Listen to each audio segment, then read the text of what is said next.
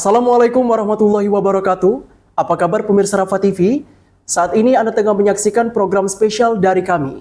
Program yang menyajikan informasi seputar dengan bulan suci Ramadan.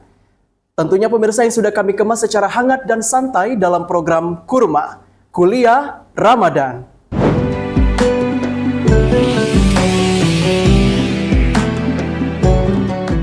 Pemirsa, pada talk show pagi ini bersama saya Farhan Davisa Putra selaku host yang akan memandu acara Kurma kita tentunya pada pagi hari ini.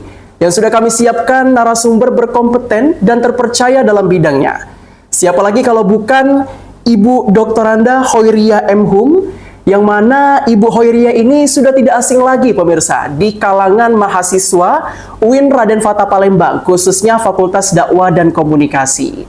Baik, selamat pagi Ibu. Selamat pagi, Assalamualaikum. Waalaikumsalam warahmatullahi wabarakatuh. Baik Ibu, sebelum kita berbincang lebih jauh nih Bu, gimana kabarnya Ibu hari ini? Alhamdulillah sehat. Alhamdulillah sehat. Semoga Ibu tetap sehat terus, tentunya bisa menjalankan ibadah puasa sampai 30 hari ke depan. Amin ya rabbal alamin.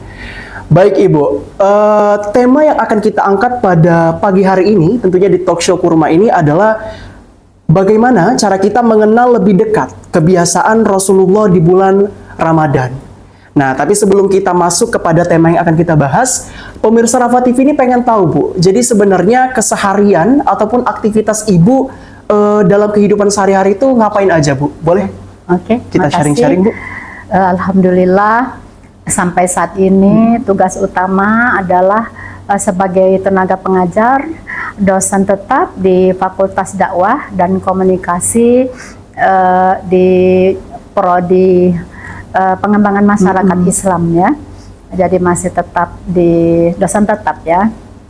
Itu kegiatan utama sehari-hari. Kemudian saya juga selesai mengabdi di UIN, mengajar mahasiswa. Biasanya saya punya kegiatan lagi, yaitu majelis-majelis taklim ibu-ibu ya. Jadi hampir setiap hari waktu saya itu kampus, kemudian majelis taklim, kampus, majelis taklim. Jadi kegiatan sehari-hari. Di samping itu saya juga sebagai ketua pimpinan wilayah Muslimat Nahdlatul Ulama Provinsi Sumatera Selatan. Kira-kira itu yang banyak menyita waktu kita. Waktu saya itu 3 kegiatan itu. Masya Allah, berarti cukup aktif juga ya Ibu dalam kegiatan sosial, pendidikan, ngajar dan sebagainya macamnya. Alhamdulillah. Baik Ibu, mungkin kita langsung saja Bu masuk kepada tema yang akan kita bahas. Tema kita ini kan mengenal lebih dekat kebiasaan Rasulullah Bu di bulan Ramadan.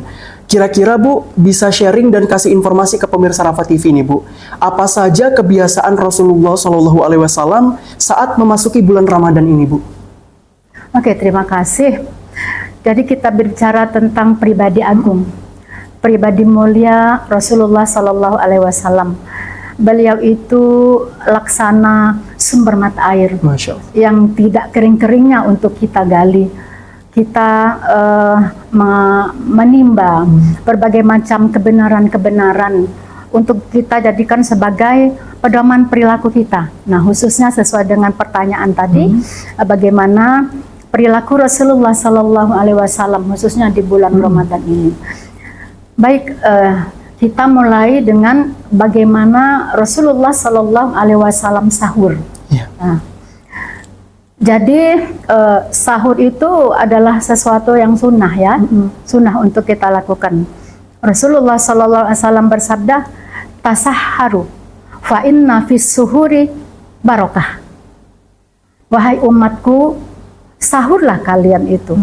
Karena sesungguhnya di dalam sahur itu, di dalam kegiatan makan sahur itu ada barokah. Jadi mengawali puasa kita mencontoh pribadi Rasulullah SAW, dan itu yang dilakukan oleh Rasulullah SAW dalam mengawali Ramadannya itu melaksanakan makan sahur ya.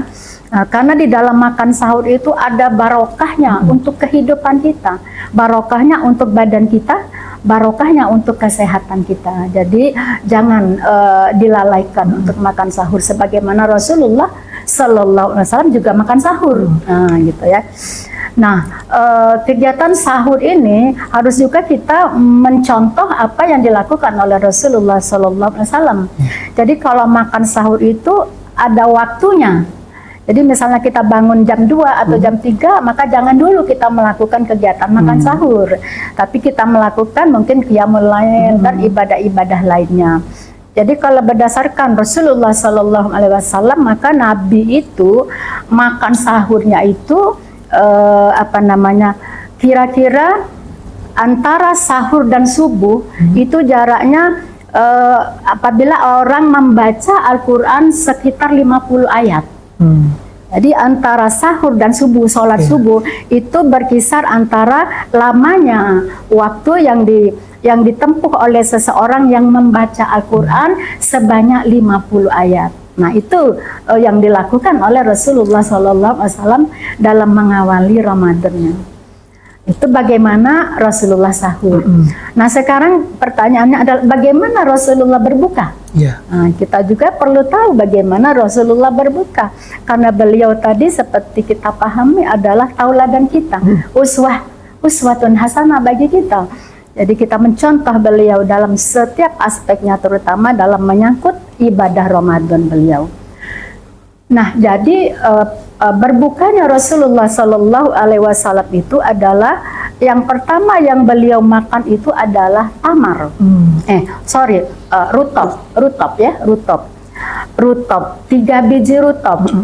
Kemudian kalau tidak ada rutop itu dengan tamar, 3 biji tamar pula ya.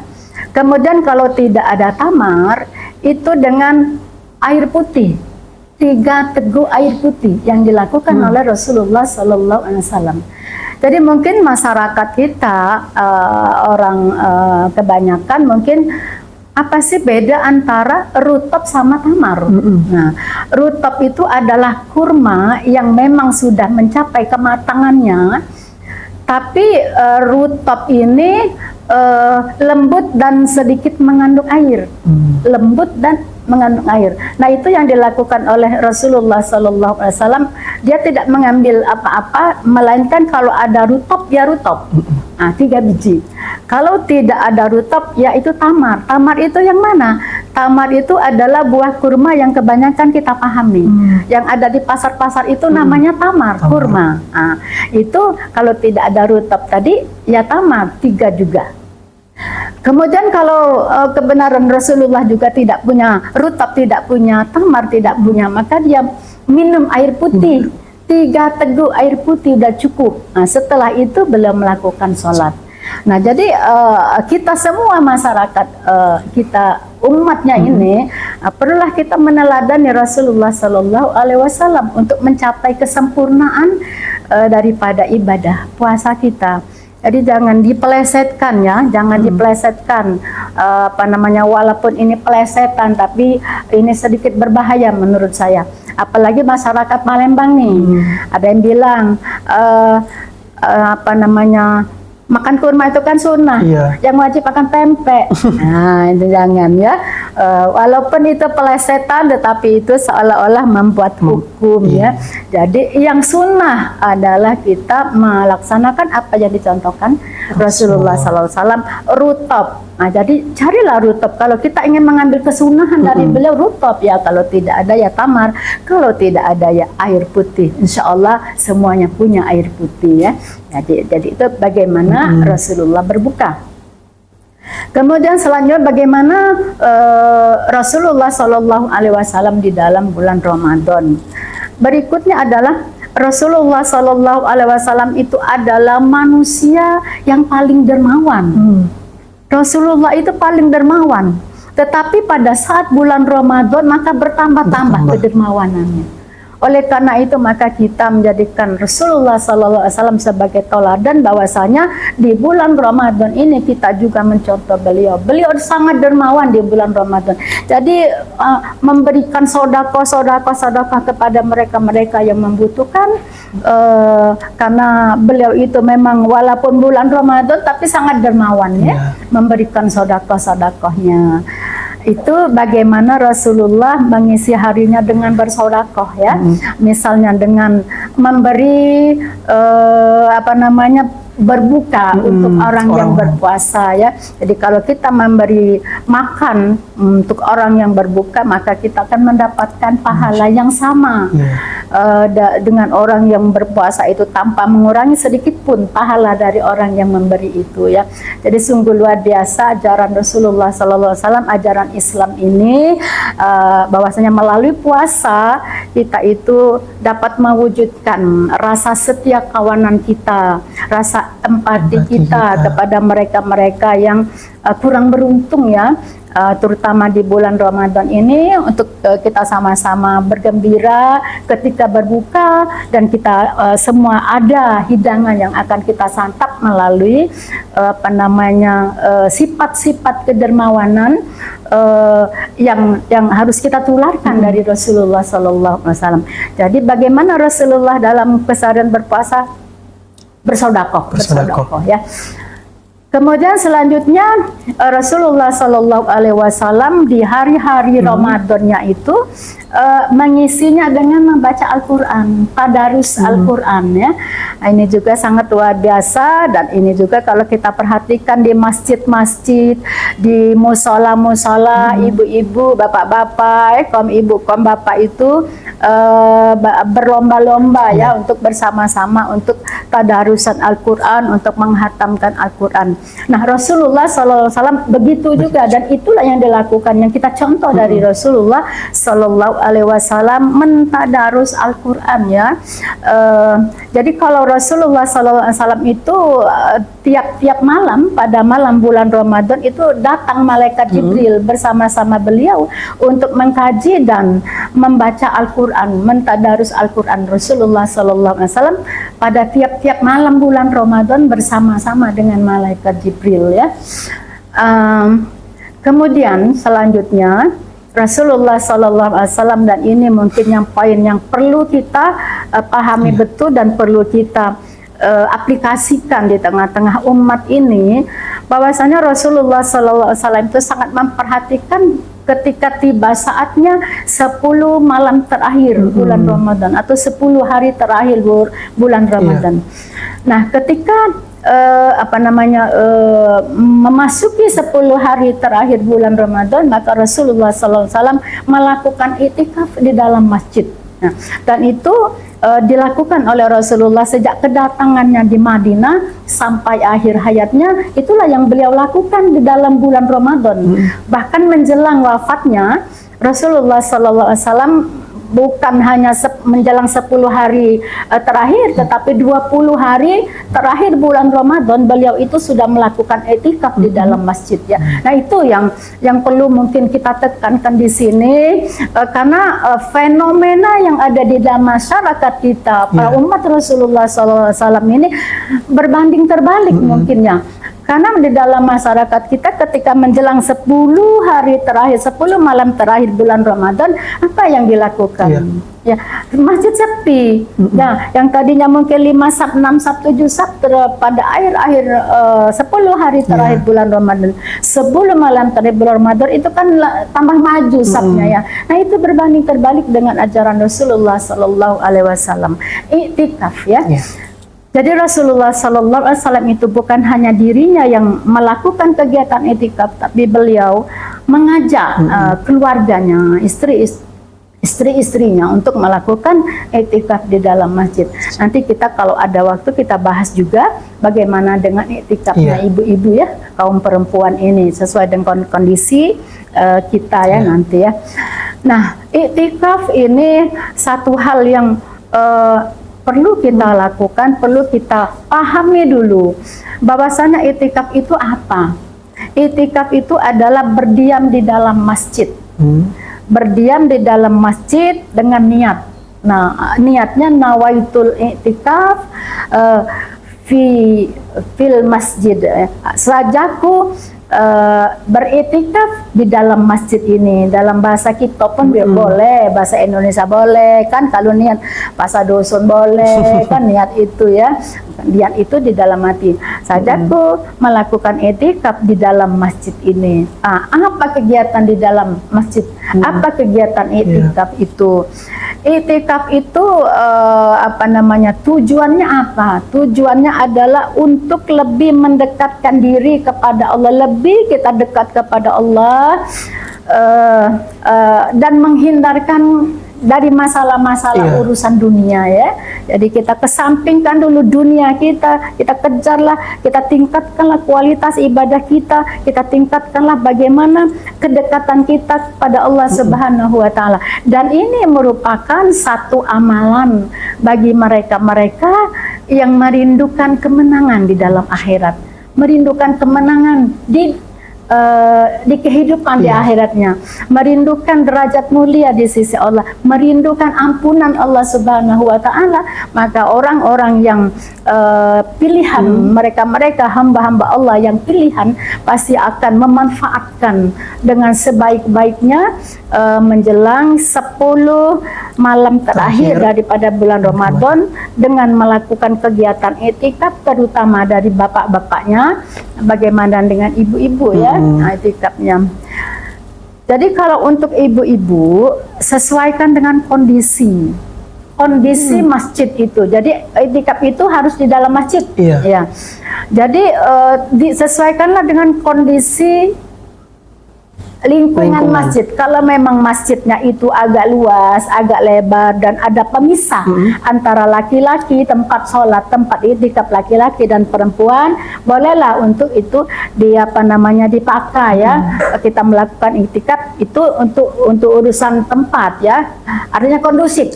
Jadi tidak menimbulkan fitnah ya dan lain sebagainya. Kemudian dia pun juga harus bersama-sama dengan suaminya. Dengan suaminya pergi ke situ bersama-sama dengan orang-orang yang yang dipercaya lah ya, suaminya atau dengan saudara laki-lakinya atau dengan anak laki-lakinya gitu ya, untuk pergi ke situ. Jadi aman gitu, aman. Ketika dia pergi aman, kemudian ketika dia berada di dalam masjid itu pun, ketika dia beriktikaf pun itu dalam keadaan aman. Perempuannya itu ya. Nah, jadi untuk apa? Itu tadi ya, untuk kita di dalam masjid, di dalam ketika kita beriktikaf itu kita muhasabah. Kita muhasabah diri ya. Kita muhasabah diri maksudnya apa? Jadi kita melihat ke belakang. Bagaimana sepak terjang kehidupan kita 1 tahun yang lalu, atau sepak terjang kehidupan kita tahun-tahun yang lalu. Nah, itulah muhasabah diri itu ya, introspeksi diri ya, introspeksi diri di bulan Ramadan dan di dalam iktikaf itu ya, kalau bisa juga perempuan ya. Nah, di dalam muhasabah diri itu mungkin ada beberapa poin yang harus kita temukan di dalam jiwa kita. Yang pertama, rasa syukur. Rasa syukur itu harus kita munculkan ketika kita muhasabah. Rasa syukur apa? Rasa syukur sehat badan.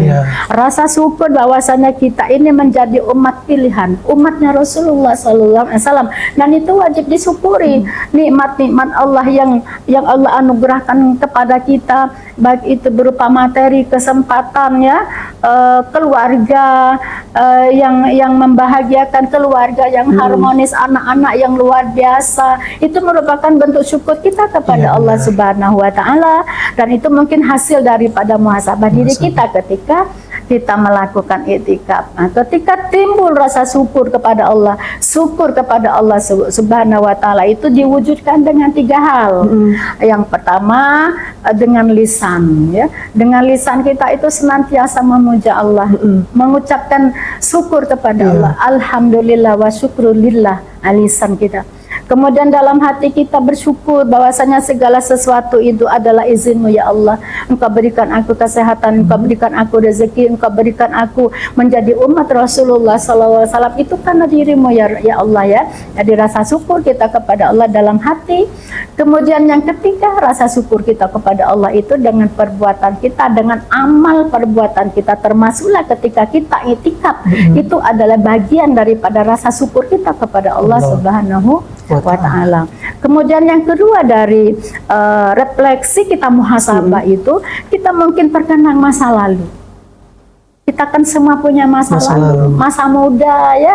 Bagaimana ketika kita muda, kalau ibu sudah tua atau orang-orang yang sudah tua, bagaimana masa lalu, pastilah kita tuh melakukan satu kesalahan-kesalahan. Ya pasti manusia itu tidak luput daripada hilaf dan salah. Nah disitulah kita merenung, disitulah muhasabah kita merenung. Ketika timbul bahwasan diri ini adalah banyak dosanya, nah maka disitulah namanya memulai awal daripada kita melakukan peningkatan ya, peningkatan kualitas diri kita. Disitulah kita melakukan zikir. Di dalam itikaf itu muhasabah, zikir, istighfar, astaghfirullahalazim, alladzi la ilaha illa huwal hayyul qayyum. Kemudian Allahumma innaka afun karim, tuhibbul afwa fa'fu anni. Nah, itu di dalam itikaf ya. Apalagi kita dianjurkan oleh Rasulullah SAW, dan Rasulullah sendiri mengucapkan zikir. Allahumma innaka afun karim, tuhibbul afwa fa'fu anni. Apa artinya ya Allah? Engkau itu maha pemaaf ya Allah. Engkau adalah zat yang maha pemaaf, dan engkau itu menyukai orang-orang yang meminta maaf. Oleh karena itu ya Allah, maafkanlah diriku. Itu berulang-ulang kali kita melakukan selama kita itikaf di dalam masjid itu. Untuk apa kita mendapatkan ampunan dari Allah Subhanahu wa Ta'ala di dalam bulan Ramadan? Saya terkenang apa yang pernah diucapkan oleh malaikat Jibril ya. Malaikat Jibril itu pernah mengucapkan di hadapan Rasulullah Sallallahu Alaihi Wasallam, ya Muhammad, celaka umatmu yang ketika datang bulan Ramadan tetapi mereka tidak mendapatkan ampunan dari Allah. Celaka itu. Nah, oleh karena itu maka kita bulan Ramadan ini harus menggapai ampunan Allah Subhanahu wa Ta'ala. Masya Allah, berarti banyak sekali kebiasaan yang bisa kita ambil, Ibu. Itu pun sebagian masih banyak sekali, itu sebagian saja apa yang dilakukan oleh Rasulullah SAW. Baik, semoga tentunya kita bisa mengaplikasikan kebiasaan positif dari Nabi Muhammad Sallallahu Alaihi Wasallam. Baik Ibu, sekarang ini kan banyak sekali fenomena yang terdengar. Dia berpuasa tapi lisannya tidak dijaga. Dia berpuasa tapi lisannya membuli orang lain, atau bergibah, atau bergosip hal-hal yang tidak baik, atau menggunjing seseorang. Bagaimana pandangan Ibu tentang fenomena tersebut yang terjadi di tengah-tengah kita saat ini, Bu? Jadi itu kondisi masyarakat kita yang mereka itu bersikap seperti itu tadi itu kan menurut saya mereka itu tidak punya ilmu tentang bagaimana berpuasa ya. Mengapa mereka tidak punya ilmu tentang bagaimana berpuasa? Ya mereka tidak belajar ya. Puasa itu ada yang membatalkan puasa, ada yang membatalkan pahala puasa ya. Jadi kita harus tahu itu. Nah kan untuk mengetahui itu kan belajar ke majelis taklim ya, belajar. Itu harus ada ilmunya. Jadi ilmunya apa? Bahwasanya puasa itu ada yang membatalkan puasa, ada yang membatalkan pahala puasa. Maka Rasulullah SAW itu bersabda, "Kam min shaimin laisa lahu min saumihi illal ju' wal atos." Berapa banyak manusia umat Rasulullah ini yang berpuasa tapi tidak mendapatkan apa-apa dari puasanya itu illal ju' wal atos, kecuali lapar sama aus baik. Nah banyak yang model seperti itu. Kenapa? Mereka tidak paham. Puasa itu harus bagaimana ya. Jadi yang membatalkan puasa mungkin semua bisa, tidak makan, tidak minum dan sebagainya. Itu yang membatalkan puasa. Tapi yang membatalkan pahala puasa, banyak manusia atau umat kita ini, umat Rasulullah ini, kita masyarakat kita itu yang ya mungkin mereka tidak paham dan mungkin mereka tidak menyadari. Seperti yang dicontohkan tadi, tak bisa menjaga lisan. Nah, salah satu yang membatalkan pahala puasa itu adalah ini tidak bisa menjaga lisan. Nah, padahal menjaga lisan itu adalah salah satu daripada orang yang dirindukan surga. Al-jannatu mustaqqatun li arba. Surga itu merindukan 4 orang. Salah satunya adalah orang yang hafizul lisan. Orang yang memelihara lisannya. Dari apa? Dari menggibah, dari memfitnah, dari bohong. Terutama di bulan Ramadan ini. Bulan Ramadan ini adalah latihannya untuk mengunci lisan ini, supaya apa yang diucapkan itu tidak sia-sia, apa yang diucapkan itu tidak mengandung maksiat. Itu orang yang hafizul lisan, menjaga lisannya, dia jaga betul. Jangan menghibah, karena menghibah itu adalah bagian daripada yang membatalkan pahala puasa. Jadi percuma saja berpuasa kalau tidak menjaga lisannya. Menghibah, bohong, memfitnah, adu domba, kan dari lisan semua. Nah itu bila itu dilakukan oleh masyarakat yang kebanyakan kata kamu tadi, maka batal pahala puasanya.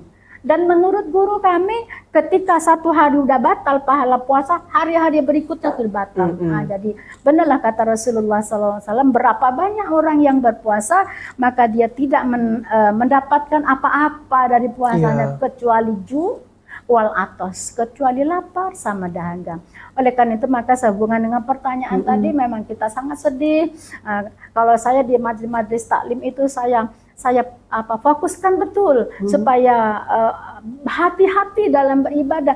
Jangan cuma menjaga lisan, jangan cuma menjaga lapar dan haus saja, tapi menjaga lisan juga dan menjaga seluruh panca indera dari maksiat kepada Allah, lahir, batin juga, di dalam hati juga kita jangan bermaksiat kepada Allah. Jadi puasa lahir, puasa batin. Ya, gitu ya. Jadi berarti percuma saja ya Bu, kalau misalkan kita berpuasa tapi kita masih menggibahi orang lain, masih bergosip, cuman dapat nahan lapar dan haus saja. Nggak boleh apa-apa. Baik Ibu, mungkin sedikit terakhir sebelum kita menutup talk show kita pada pagi hari ini, ada sedikit pesan apa yang ingin Ibu sampaikan kepada pemirsa Rafa TV di rumah sehubungan dengan tema kita pada pagi hari ini? Ya. Dengan tema ini berarti kita menjadikan Rasulullah SAW sebagai pribadi agung yang perlu kita contoh dari semua aspeknya. Jadi memang betullah Allah Subhanahu wa taala itu berfirman, laqad kana lakum fi Rasulillahi uswatun hasanah. Di dalam diri Rasulullah sallallahu alaihi wasallam itu ada contoh teladan bagi kita umatnya dalam semua aspek kehidupan. Bukan hanya bagaimana berpuasa, bagaimana sholat, bagaimana berperang, bagaimana jadi suami, bagaimana jadi pedagang. Itu semua pribadi-pribadi yang ada di dalam kehidupan ini, kan itu ada di dalam pribadi Rasulullah Sallallahu Alaihi Wasallam yang kita wajib contoh ya. Sehubungan dengan itu maka kepada seluruh pemirsa, maka rajin-rajinlah kita ini untuk hadir di majelis taklim. Rajin-rajinlah kita ini untuk belajar tentang kehidupan beragama kita, supaya kita itu betul-betul ibadah kita mencontoh Rasulullah SAW. Karena pelajaran ini tidak dapat kita terima kecuali di dalam majelis taklim bersama guru-guru kita. Mudah-mudahan kita insya Allah menjadi umat Rasulullah SAW yang ibadahnya punya ilmu karena kita belajar. Baik, banyak berarti Bu ya yang bisa kita ambil tentunya dari kebiasaan Rasulullah dan juga dari pemaparan Ibu tadi mengenai banyak sekali kegiatan positif yang dapat kita aplikasikan dalam bulan suci Ramadan. Sebelumnya kami mengucapkan terima kasih banyak Ibu atas kehadirannya hari ini. Semoga apa yang Ibu sampaikan di Kurma Kuliah Ramadan hari ini bisa menjadi ladang keberkahan, bisa menambah pahala Ibu juga dan menginspirasi banyak orang di luar sana. Amin. Baik pemirsa, Kurma akan kembali dalam episode-episode selanjutnya yang menyajikan banyak sekali narasumber terpercaya serta berkompeten dalam bidangnya. Saya Farhan Nafisa Putra bersama rekan kru yang bertugas. Terima kasih atas perhatiannya. Kami pamit undur diri. Wassalamualaikum warahmatullahi wabarakatuh. Waalaikumsalam warahmatullahi wabarakatuh.